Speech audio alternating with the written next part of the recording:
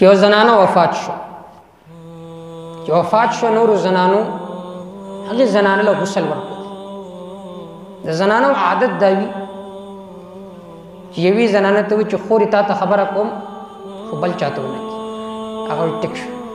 بیا بل راشي د هغې سره ډېره نږدې وي، خورې تا ته خبره کوم خو بل چاته ونه کړي، په دې سره پوره محله خبر شي.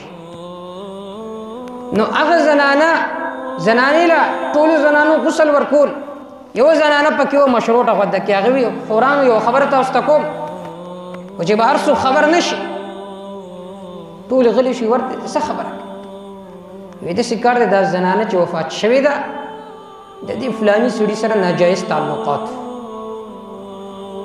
اوس ګوره مړکه یو زنانه مړه ده او غسل ولا ورکوي او بیا دا څه وایي چې د دې زنانه فلاني سړي سره ناجایز تعلقات. دا موږ تاسو ټول ویو، مثلا یو سړی وفات شي ښه سړی خو دا بدي پکې وه. حدیث پاک کې راځي چې تاسو خپل مړي چې دي د هغوی په باره کې بدګماني مه کوئ، د هغوی ښه صفات بیانوئ، بد مه بیانوئ، ځکه د هغه معامله اوس الله سره ده، ته اوس ولې د هغه بدي بیانوې، تا ته پې څه میلاوېږي. هغه زنانو وې چې د دې زنانه فلاني سړي سره تعلقاتو ناجایز، لیکن دا خبره او بل چاته نه کوئ. د دې زنانه د خولې نه دا خبره وباسلو، دا کومه زنانه چې مړه وه د دې د لاس د غسل کوونکي چا کومې زنانه چې غسل ورکول دې زنانه له د دې د لاس د دې مړي د لاس سره ټچ شو ولګېد، دې کوشش کول چې دا لاس لرې کړي لیکن نه لرې کړي. زنانو اپس کې کوشش وکړو چې د دې د لاس د دې نه لرې کړي، ډېر کوشش وکړو، مړي د دې زنانه لاس نه پرېښود. بهر سړو ته خبره ویوړه،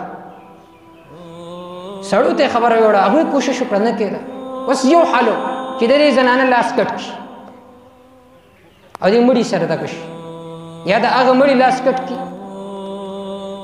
دې کې په هغه وخت کې امام شافعي رحم الله عظیم امام هغه ته دا مسئله هغوی پیش کړه چې دا رنګې واقع پېښه شوې ده. امام شافعي رحم الله راغی چې کله تشریف راوړه پردې نه شاته کېناست، وی تاسو نه زه یو تپوس کوم چې کله تاسو غسل ورکول تاسو خو څه خبرې نه وې کړ؟ هغوی نه موږ بالکل خبرې نه دي کړ. بیا وی نه نه رښتیا حل ووایه. هغه زنانه ورته ووي چې موږ یوه خبره کړې وه. وی څه خبره کړې وه؟ وی دا خبره کړې وه چې د دې زنانه فلاني سړي سره ناجایز تعلقات دي. امام شافعي رحم الله ورته وفرمیل آیا تا دا زنانه په خپله په دې ناجایز تعلقاتو لیدلې وه؟ هغه وی نه ما خو په خپله نه ولیدل، خو یو ځل دا د ګودر نه را روانه وه، منګی په سرو، او ما ولیده چې د دې کور نه راووته. نو چې د دې غیر محارمو کور نه یو زنانه راوځي معلومیږي دا چې څه تعلق به یې که نه. نو ما ته پته ولګېده چې د دې زنانه دي کور والے سره تعلقات دي.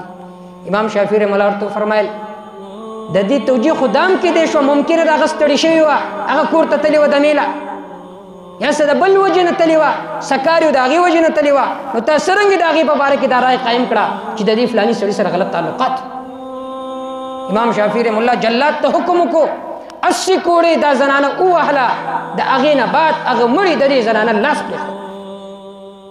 څومره عظیمه ګناه ده.